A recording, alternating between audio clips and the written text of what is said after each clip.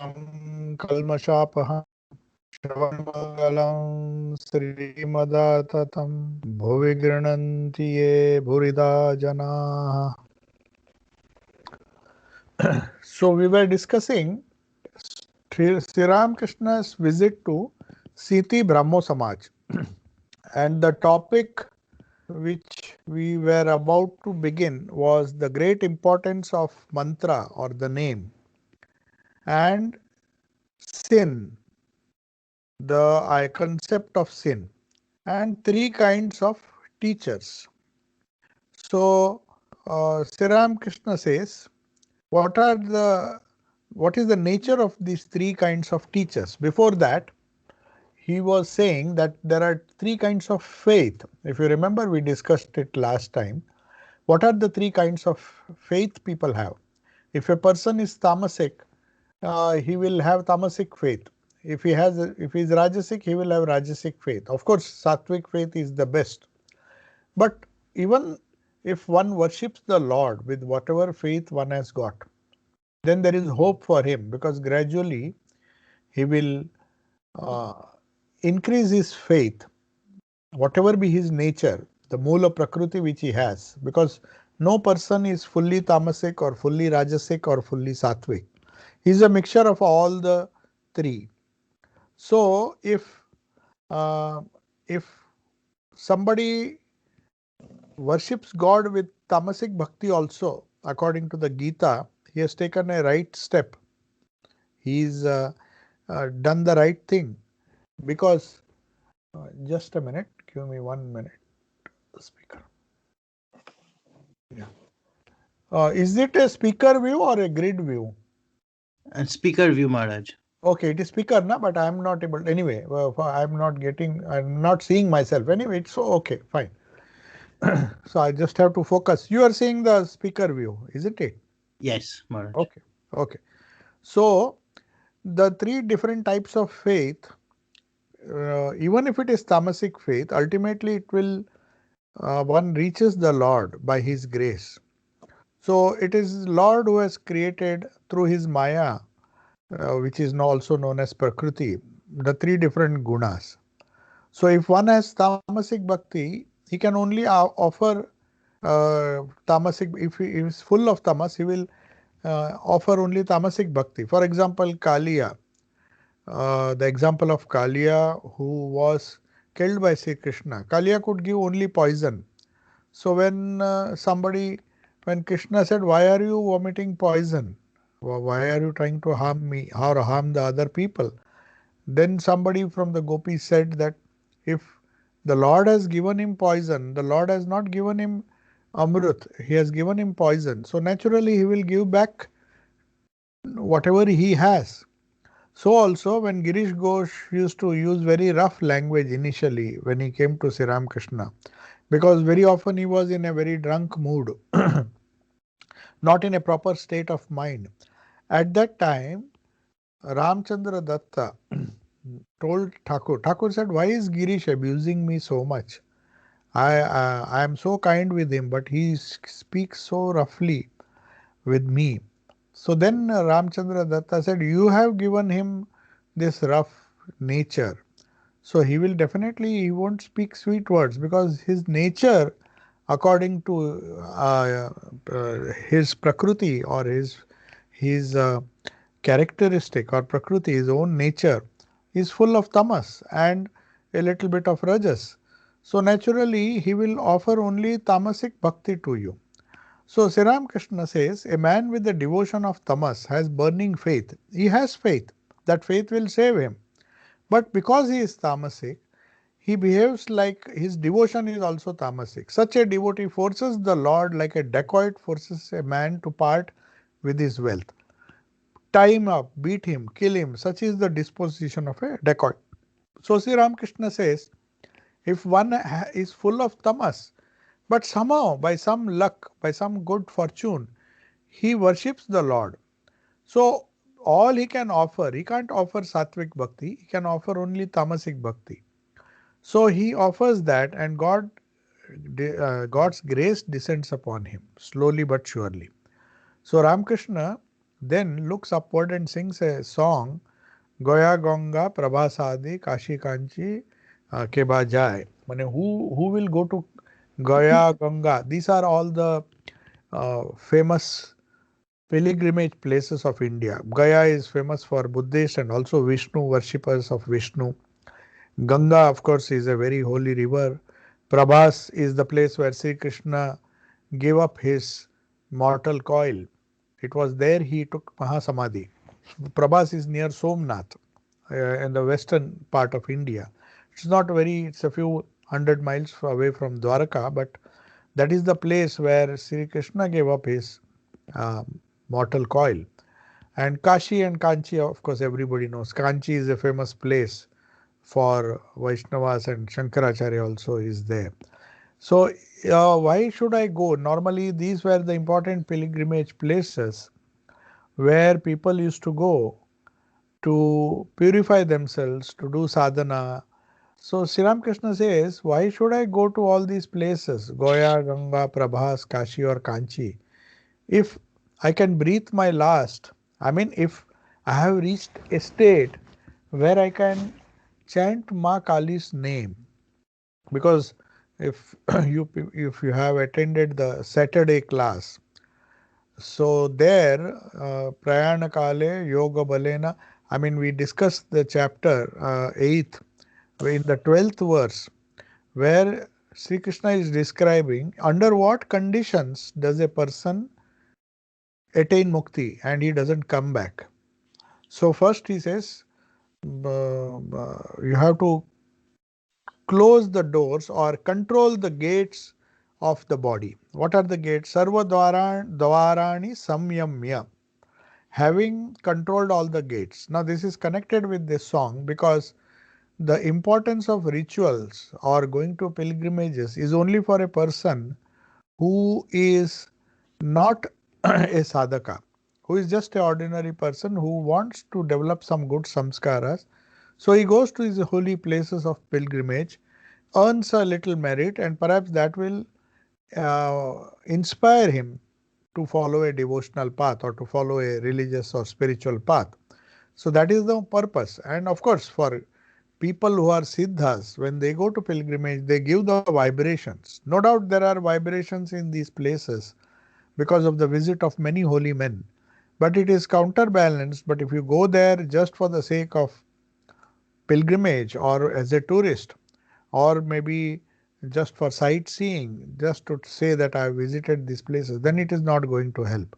Because he says, if I chant Kali's name, under what conditions does one be able to chant Kali's name? It is not so easy that we say that oh, we will not worry, whenever the last moment comes I will chant God's name, my Ishta's name, or the Lord's name, and I'll get mukti. But the first line says that we don't need to go to all these pilgrimage places if I can breathe my last chanting Kali's name. So Sri Krishna tells in the Bhagavad Gita in the 8th chapter, 12th verse, he says, Prayana Kale means when you are about to depart from the body, the ideal condition for a yogi is to repeat the Lord's name as is there in the. But under what conditions does he repeat the Lord's name? First of all, he has to see the reactive mind or manas, with which is interacting with the world outside. That manas is not agitated. It does not disturb him. Because normally what happens, our sarva dwarani samyamya. Dwara means the 10 gates. What do you mean by 10 gates of this body? There are 5 gates of perception, 5 indriyas of perception, which is known as Gyanendriyas. And there are 5 karmendriyas, the 5 organs of action. So first you have perception, you get the input through these 5 indriyas, and then you act, and then you react, or not act, you react. Then you react to those 5 inputs you get from the different senses through your karmendriyas. So karmendriyas are organs of action or reaction. So the reactive mind, which is also in some books on Vedanta, even the mind is considered to be an indriya, because without the help of the mind, the indriyas don't function. There should be a unifying effect which the mind gives, the reactive mind gives, and works in unison with the five indriyas. So it's not enough if the input comes. A person may see, but if the mind does not connect it to and give back a reaction and make the karmendriyas, suppose you see some rasgulla or some sweet, the tongue starts, the eyes see it, but the tongue, the indriya of the tongue forces you to go towards that sweet and eat it. So before that, the who is the agent who instructs the hand or the feet, hand and the feet, which are karmendriyas, to go towards the object and ask and force the person to eat that. No doubt the tongue, eyes see somebody, the tongue also starts watering. But if you control the tongue and control the eye, so how do you control? By controlling these gates. So one of the ways of, see, in this Sri Krishna is not saying that you have to close the gates. That doesn't mean we have to not have any interaction. The indriyas can still be, the gates can be open, but allow only the good people to enter the gates. Sarva dvarani sanyamya, controlling all the gates. If there is some control, then you will find that only the desirable impulses come in, and the desirable perceptions come in, and those desirable perceptions will give rise to desirable actions.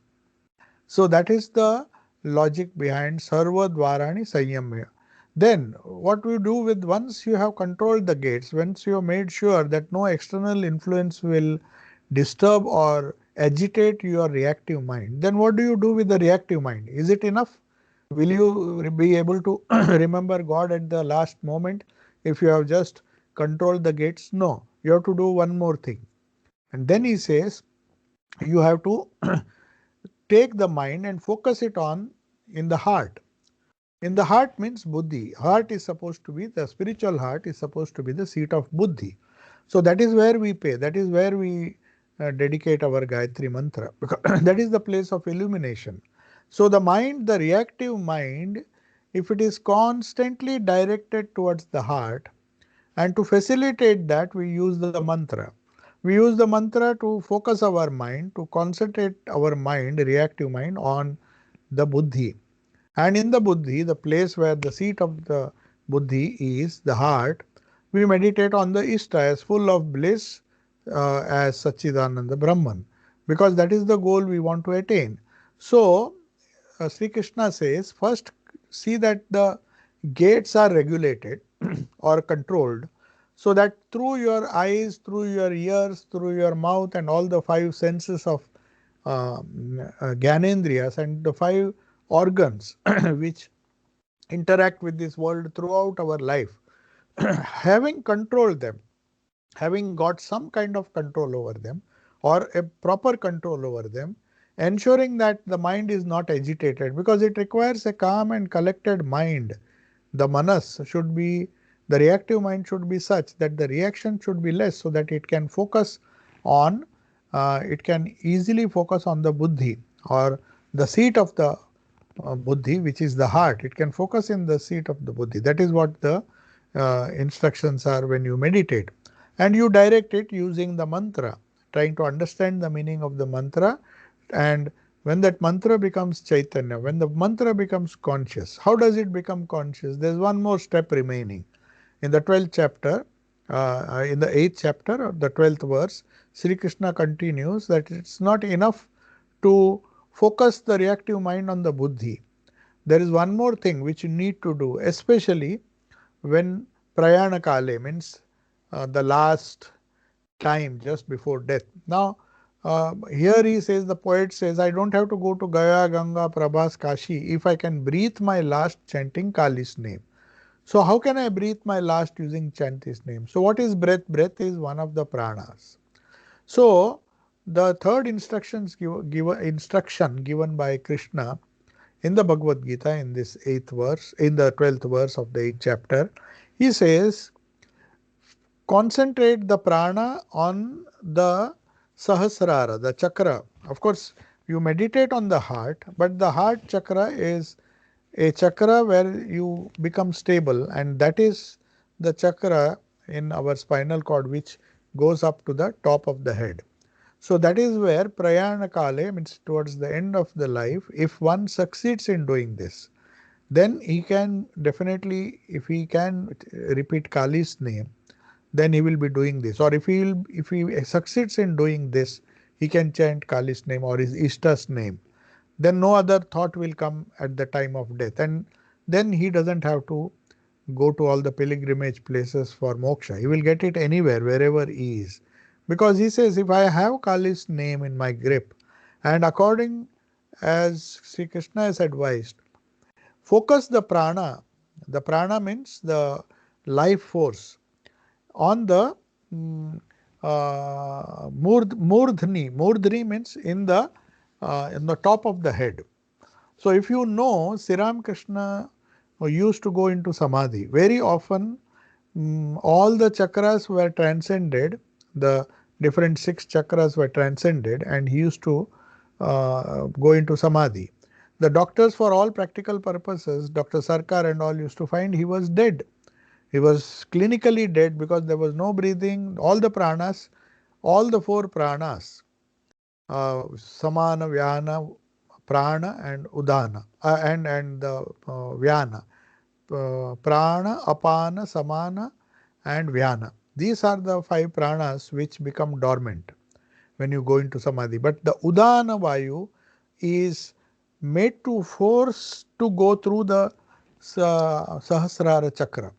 So when that happens, when when the udana vayu goes, they say when a person gives up his body, it is the udana vayu which serves as a vehicle to take the sukshma sharira out of the the annamaya kosha and the pranamaya kosha.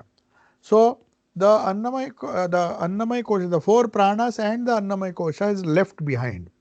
As a result, the Sukshma Sharira gets an outlet through the Sahasrara, which is the Udana Vayu, which serves as a vehicle.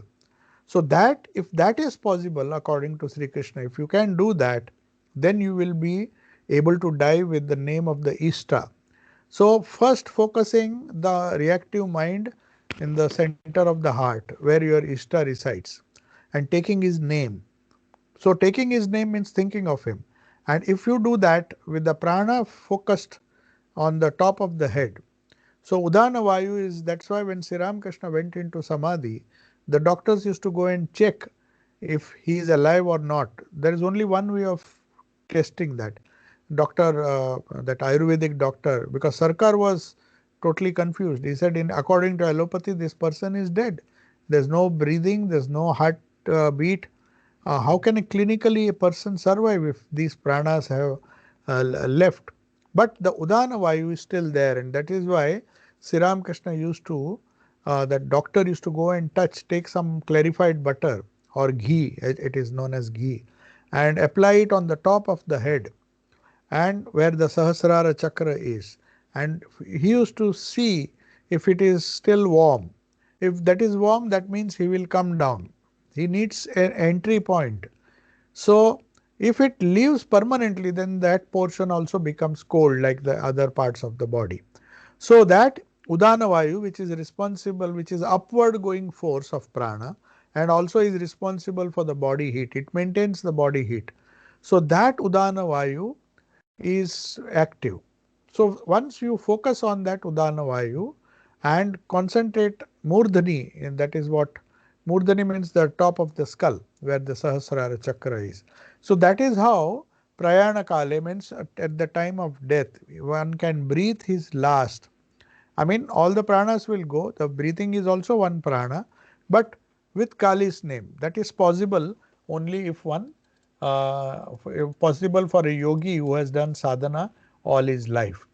So, here the poet says, what use are rituals for one who utters Kali's name at dawn, noon, and dusk? That means if you do sadhana, as is explained in the 8th chapter, 12th verse, focus on the heart, meditate on the heart center, and focus the prana towards the Sahasrara. You don't have to do it, it automatically happens. You just have to focus on the heart. But one thing is important, you have to regulate the gates. Sarva Dwarani Sanyam, the Dwaras or the gates. Otherwise, there will be a lot of reactions in the manas, the reactive mind. It will always be reacting to the, if you are allowing undesirable thoughts, undesirable perceptions to come in, then the undesirable thoughts will come. There are internal samskaras. So all those things agitate the mind and don't allow you to focus the manas on the buddhi or the heart or in the heart. So Sri Ramakrishna says, if you do it, if one, the poet says, Sri Ramakrishna is singing this song, one who utters Kali's name at dawn, noon or dusk, if one does continuous japa of one's Ishta mantra throughout the three prahars or four prahars, dawn, noon and dusk, that is the Sandhya time. Normally that is supposed to be a transition from night to day, that is dawn, in the noon when the AM becomes PM, and then when you finally go to the dusk when the sun sets. So there is this Sandhi period. In that period, the mind is becomes automatically calm. It's a very good time for meditation. That is why they say if one is meditating on the Lord for during the Sandhi Kala, then what is the use of rituals? He doesn't have to go to do any rituals, nor does he have to go on pilgrimage. Then he says, charity, vows, giving alms no longer appeal to Madan's mind. Madan is the poet. So he's saying, my Madan's mind is not bothered about doing charity, taking vows. And these are there, these are known as the kindergarten of religion. So when we are in the kindergarten, we need these things perhaps. But once you are focused, once the Guru has given you the mantra, once you have devotion to the holy name of Kali or any mantra which you have taken, and if you are confident of chanting Kali's name while you are breathing your last, that is the goal of life, because if that happens, then one is not born, then one can get rid of the cycle of birth and death. Dukkhalayam. So he says meditating and thinking of me. He just doesn't say taking the prana to the Sahasrara, but at the same time he says thinking of me. Thinking of me means what? Thinking of me here means thinking of the Ishta, thinking of Brahman, Satchidananda. Any Ishta is a representation of Brahman. So in the mind, in the buddhi or in the heart, which is the seat of buddhi, one has to meditate. If one is able to do that, then his worship, the person, the yogis or the bhaktas, only worship is to surrender at mother's blessed feet or the Ishta's blessed feet. All he has to do is focus on that, and that alone will enable the devotee or the yogi to remember the Lord when it really matters, when I can breathe my last. Goya Ganga Prabhasadi Kashi Kanchi Kevachai. If I can chant the name after he says the next word, it's a nice song, then he doesn't have to practice charity, practice vows. These are all there which serves the purpose of purifying the mind, purifying the chitta, purifying the indriyas. It's not just the chitta, the indriyas also. That's why we call it chitta shuddhi. The mind is purified if the indriyas are purified, if the gates are controlled, if the gates are sanyamya, means if they are under your control. So the mind controls the indriyas, not the indriyas controlling the mind. It is like putting the horse, as I said. We have to put the horse before the cart. But if the horse is put behind the cart is in front of the horse, then the horse finds it difficult to travel, take the carriage forward. So also the manas and the buddhi should progressively control the lower indriyas. So Sarvadvarani Sanyamya here means charity, vows and giving alms and all those things. They are preliminary sadhana which helps us to control the gates of our senses. That is all it can do. But after that, his worship alone Surrendering to the Lord alone or to the blessed feet alone can give you mukti. Lord Shiva himself, Mahadeva, Devadi Deva Mahadev, God of gods, with all his power sings her praises. So here he is a Shakta, so he is glorifying the Divine Mother, and he says, if Lord Shiva himself praises her, who then can conceive of the power of her holy name? So, how great will be the name if Shiva himself utters the name of the Divine Mother? So, this is a very devotional song written by Madan, and Madan says that uh, charity vows and alms and all no longer appeal to me. I have finished with those rituals. By the grace of the Lord, my chitta has become Shuddha. So I just have to repeat the Lord's name, do the mantra as much as possible. Thakur sings intoxicated in ecstasy as if he is initiated in Agni mantra. So as if, because every mantra is known as Agni mantra. When you say some powerful discussion, a powerful mantra, so it acts like it has the power to burn the seeds, the Dagda Bij Avastha, all the samskaras will be burnt. So Thakur sings another song in intoxicated in ecstasy, as it were. So he says, Mother, can I but die with Durga Sami Jodi? There is a song which says, if I just die with Durga's name upon my lips, then I will see how I'll see O Shankari, that is addressing Durga as Shankari. How in the end you can't refuse or rescue me. I mean, here is a tamasic type of bhakta who is threatening, literally threatening the mother. He said, if I die with Durga's name in on my lips, then I will see how will you not come to rescue me. So even there is so much force in the tamasic devotion also. That is what Sri Krishna says. A tamasic devotee, he may be adamant, uh, he may want to fight it out, and he may even quarrel with the mother, saying that I have taken your name, you can't just ditch me like that. How can you refuse to rescue me? I have taken your name is all powerful. So if I just die, whatever happens, you will have to rescue me. So Sri Krishna is singing this song and then explaining the meaning of the song. He says, why? I have chanted her name.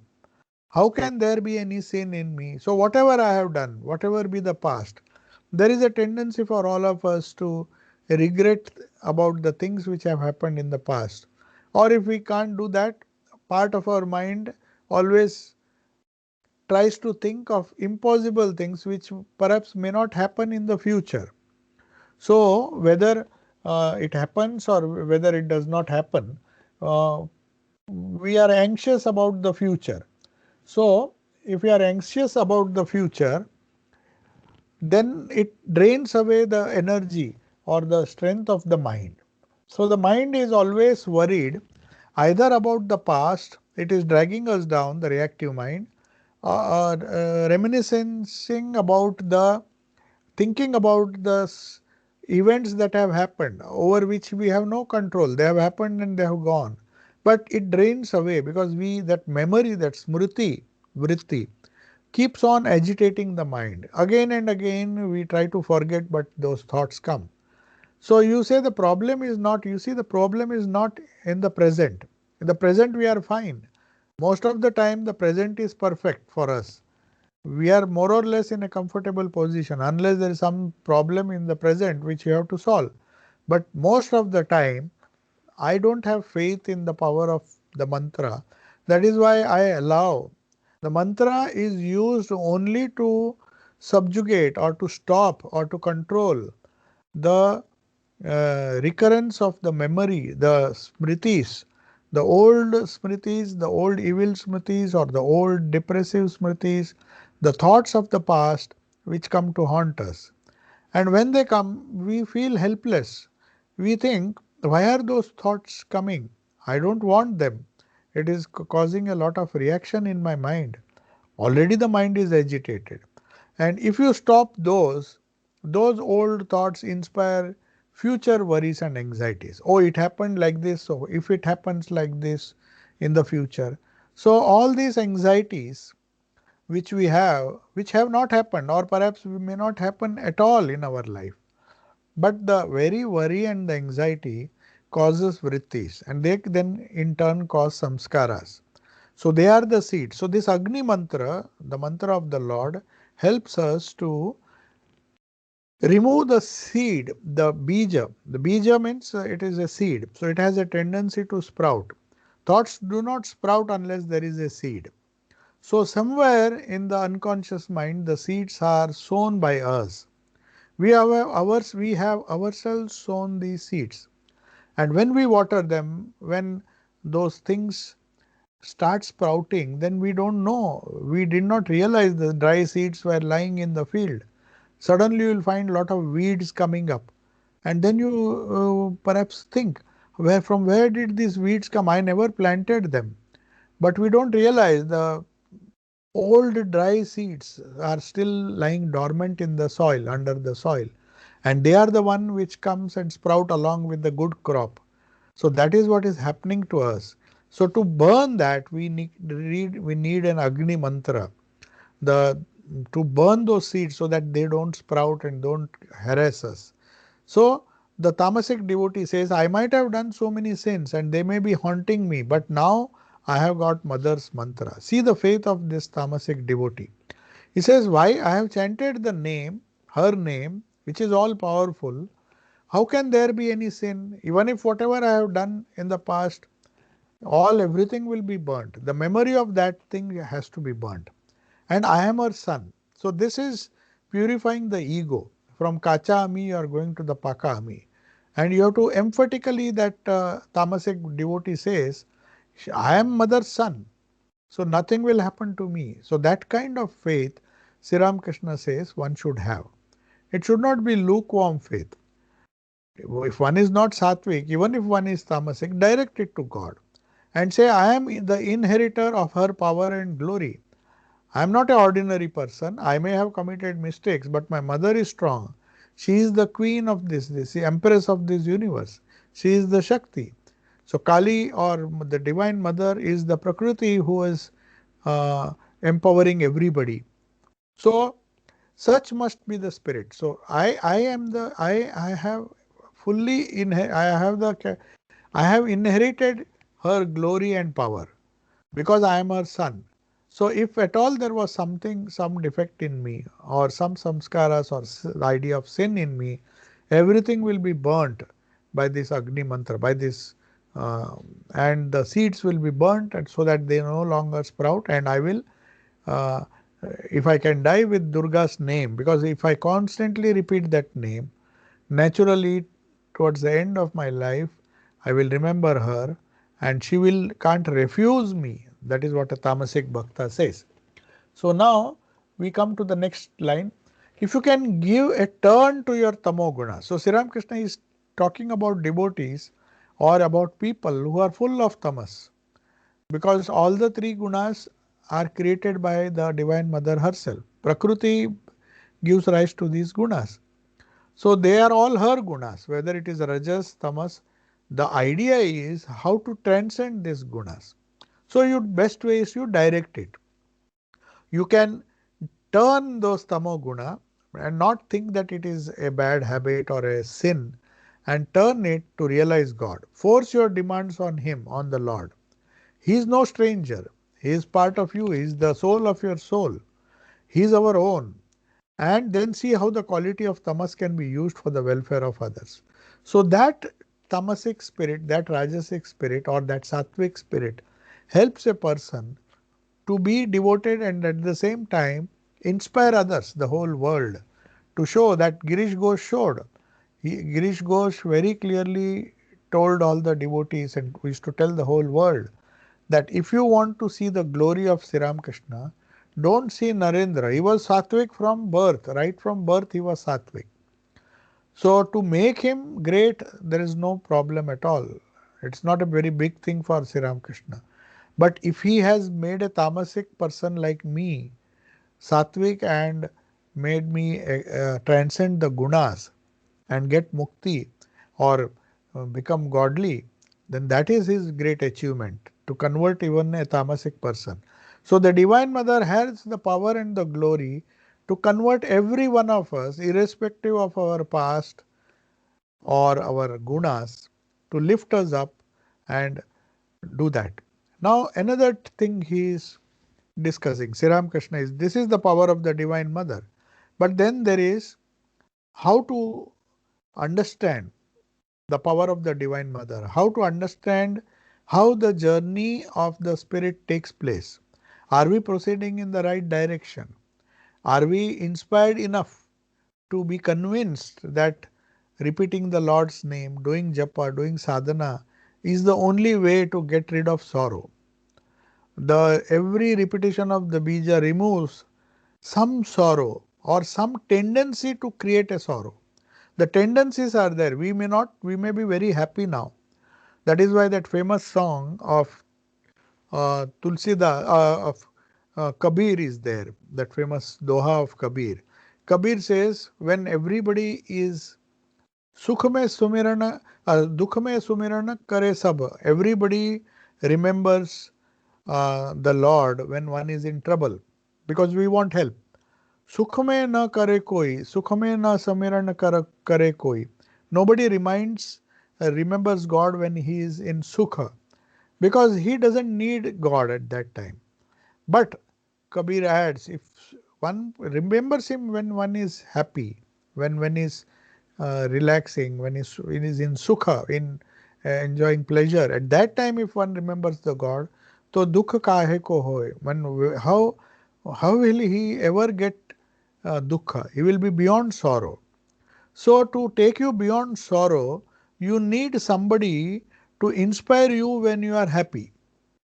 When you are sad, you run helter skelter and you catch hold of some spiritual person or even go to a guru. Most of the people who, Arjuna for example, he felt the need of the guru when he was in crisis. So it's very natural that all of us go to seek help from a teacher or a guru or God when we are in a crisis.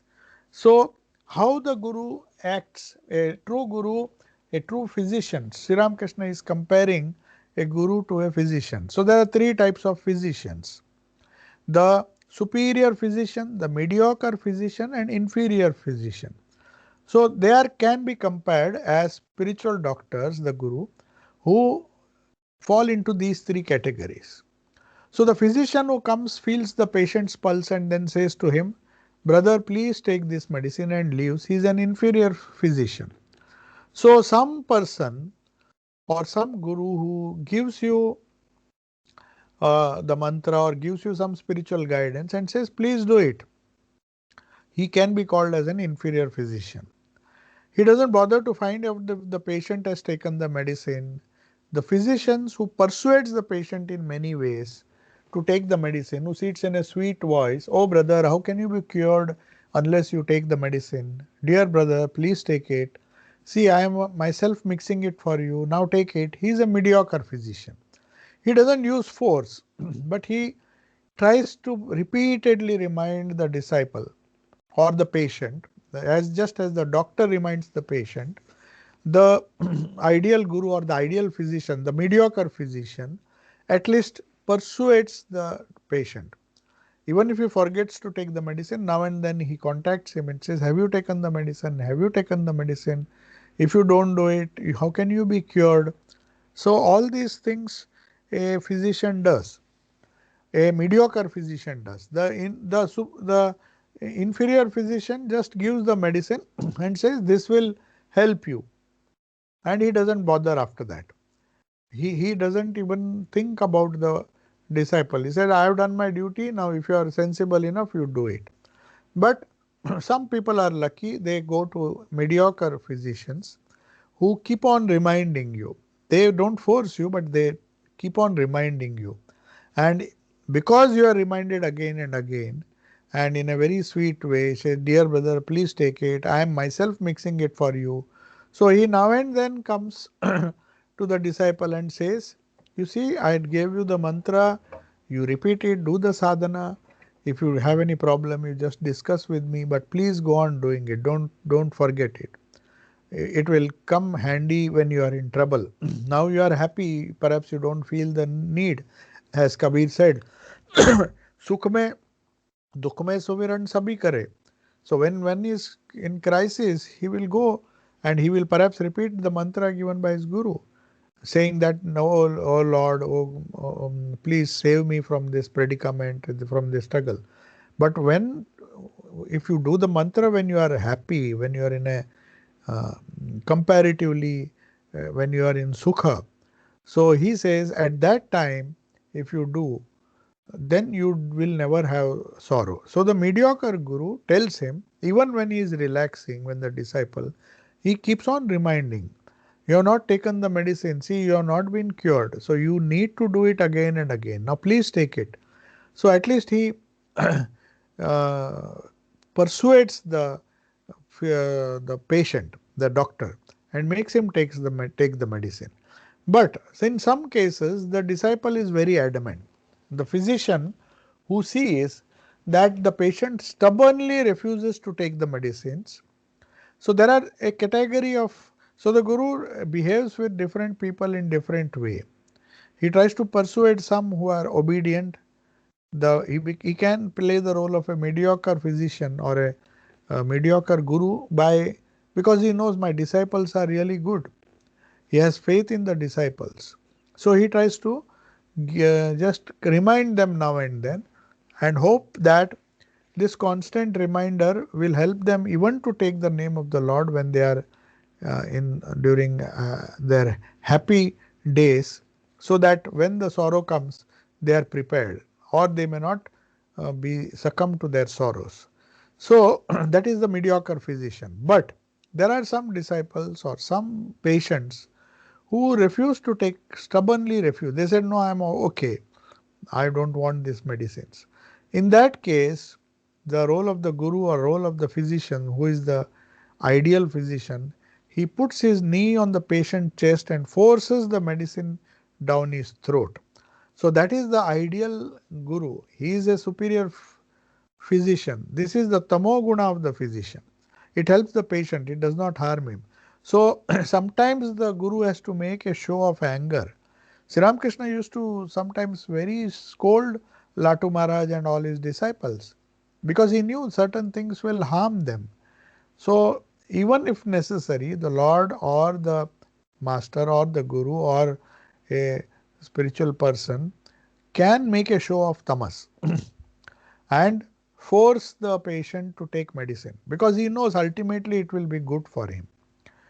So, like physicians, then now Sri Ramakrishna comes to religious teachers, the gurus, acharyas, are of three types. Here he is referring to the acharyas, the Jagat gurus, not the ordinary guru, but it can be applied to lesser gurus also. So he says, like physicians, religious teachers or acharyas are also of three types. Those who instruct their disciples on spiritual matters, they give the instructions when they are approached, and then make no inquiries about their progress, are of the inferior type. But people like Sri Ramakrishna are far superior. Those who repeat their teachings again and again for the good of their disciples so that they can internalize the instructions, who make requests in various ways and also show love, very lovingly cajole the disciple, try to repeat the mantra as often as possible, and have infinite patience. These are the mediocre gurus. Sri Ramakrishna used to repeat the same thing. Kamini Kanchan Tyag, Abhyas Vairagya, Nirjan Vas. So once Hriday got irritated, he said, Mama, you are repeating the same thing again and again. Don't you have anything new to tell? I saw a few days ago you said the same thing. If you repeat the same thing, these people will not come. Hriday was not bothered about the teaching. He was bothered about the rich people who came to Thakur. He was always, he was of a worldly type.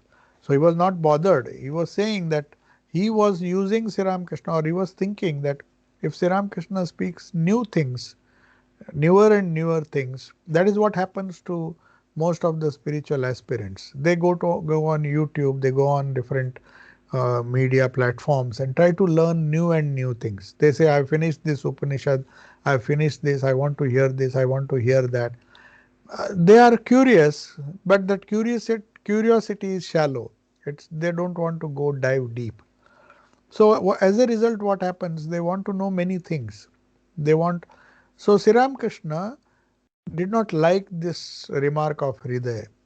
He said Hridaya's only intention was if you give a variety, beautiful discourses. He knew people are attracted, but he didn't know that people are attracted by Thakur's spirituality, not by just his words. The power behind the words was attracting them. The transformation, otherwise, a person like Master Mashai was much more educated. Keshav Chandra Sen, who spoke before the Queen, all their erudition and the wonderful speeches they gave, they came and listened like children in front of Sri Ramakrishna. Why was that? Hriday did not know that. He thought if my mama repeats the same thing, he used to, whenever he saw, Thakur is saying Nirjan Vas, Sadhu Sangha, Nitya Nitya Vastu Vivek Karo, and Nam Jap, and all the standard things, and Abhyasa, Vairagya, and all those things, the essential things of spirituality is to tell using different example, like cutting a jackfruit and living like a housemaid in a rich man's house. So how to practice detachment? All these things very often you will find Thakur repeating. Most of the parables, there were many new things he used to tell, but he would not compromise just because people want to hear variety. Superficial people want to hear variety because they are just interested in listening to the discourses, but they don't think deeply to how to apply it so that transformation is there. For that you don't require many discourses. You can just read the Kathamrita and that can solve all the problems. That is what Sri Ramakrishna is saying, that the ideal, the mediocre guru at least repeats his. He says you don't have to go here and there. Here is the mantra, here is the instructions I gave. Those few instructions are more than enough. But still, if because we don't have faith in our own guru, we or the master, we don't have the faith in the physician. It's just like not having faith in the physician. You will go to other doctors. Oh, the medicine may or may not work. So such people want different and different things. They want to hear different things, new things. So Hriday was thinking if Thakur speaks different attractive things, more and more people will come and he will be able to uh, fulfill his worldly pursuits. Maybe get money, get some favor from them, which he never got. In fact, as I said, the last few days Hriday spent in selling gamchas or the towels to earn a living because the son-in-law of Mathur Babu removed him from Dakshineshwar. So all his plans of keeping in contact with rich people, which will be helpful for him to earn some money, using his mama as a his mama of course never listened to him, and then he scolded him once. I will say the same thing 100 times. What is it to you? আমি আবার বলবো. And he used very harsh words. He said, what is it to you? I will repeat. What is good? I will repeat 100 times. That is what a ideal guru does. So those who repeat their teachings again and again, that is what Sri Ramakrishna is saying, for the good of their disciples, so that they may internalize the instructions, which is more important. Instructions may be few. We don't need many instructions, but have we practiced it? Then we can opt for learning newer and newer things. But one has to internalize it, who make requests in various ways and with love. So the guru, he doesn't get upset. Many times the disciples have a tendency to go elsewhere. They are not satisfied. If a simple, even in the case of Swami Yogananda, when he was saying that, when he was struggling against lust, Kamini Kanchan, so he was saying that I am finding it very difficult. So you give me some technique. He thought by doing some kind of yoga, some asana, the ability to control lust or kama would increase. So Sri Ramakrishna told him, you don't have to do, because there was a yogi living in the Dakshineshwar garden, Hatha Yogi. So he was thinking, Yogananda was thinking, Yogin as his name was, Yogindra, he was thinking that if I go to this Hatha Yogi, he may give some formula or something so that I can control my lust. So he goes to Sri Ramakrishna and says, I am planning to go. Then Sri Ramakrishna observes that he was going there. Then Sri Ramakrishna says, you don't have to do that. Just repeat Harinam. Just repeat the holy name of the God. If you go towards the west, the east will be away from you. If you go towards the north, you will be going away from the south. So you don't have to go away from the south. You have to go towards the north. Have a positive approach. So he said, just repeat Harinama and you will get rid of it. But he doesn't believe in his guru. He thinks perhaps he doesn't know Hatha Yoga. That was a very, in the initial stages, Yogananda did not have so much, perhaps did not have so much faith. So he again and again went there because he was finding it that then Sri Ramakrishna scolded him and very lovingly told him, see, don't disobey, you just do what I say and see. And within a few days, Yogananda found that it was very effective. So the Guru does not give up. Though the disciple sometimes have a tendency to be, to lose faith, to have some kind of doubts, and but the Guru does not lose or should not lose the patience. He says he would make requests. Imagine Guru requesting the disciple, like the doctor requesting. The good doctor should do that. He should request, see, please don't neglect, please take this medicine, please take this medicine, and he will ensure. But when it has no effect on the patient, these are the mediocre types, Sri Ramakrishna says, of acharyas. But the real acharya and those who use force when they find the disciples don't listen, I call them superiors. For example, Trigunatitananji, when he was in Shanti Ashrama, he was he was very strict with his discipline. So you had to get up at 3 minutes 3. So the discipline enforced on the children, I mean on the disciples, was too much. Some of the Westerners were finding it very suffocating. So they were uh, uh, trying to rebel. So one day Trigunatitanji told them, you see, he was in San Francisco convent center, and he had started that center, and they used to go for retreats, and he used to make them work very hard, practice spiritual disciplines, do japa, sit in a particular asana for a long time and go on repeating the japa. So that was actually a bit of a strain, and some of the disciples started complaining. Then Trigunatitananji, like a ideal physician or like an ideal acharya, he once just burst out. He said, if necessary, I will break every bone in your body, but I will see that you get mukti in this life.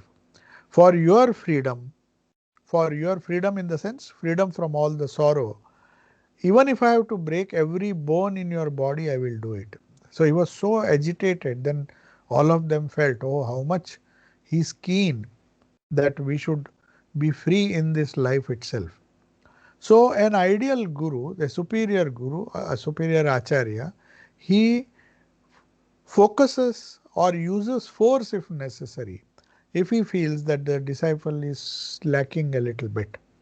First he tries to cajole him, because many of the disciples are good if they are constantly reminded, if the guru is after them, they listen. But in some cases, like this Trigunatitanji's example, when things were going out of hand, we used to say, you see, even if it means breaking every bone in your body, if it takes you, because I know there is so much suffering. Without this, you can't realize God. Without this, you can't get rid of suffering. Without this, you can't enjoy eternal bliss. Again and again, you have to come to this dukkhalaya, the abode of sorrow. So this abode of sorrow with a little happiness in between makes us, unless we really feel it, unless there is a acharya of the type of the Uttama Guru, as he says, who uses force if necessary, this is not going to happen. So we are almost It is 8 o'clock. If there are some questions, you can ask.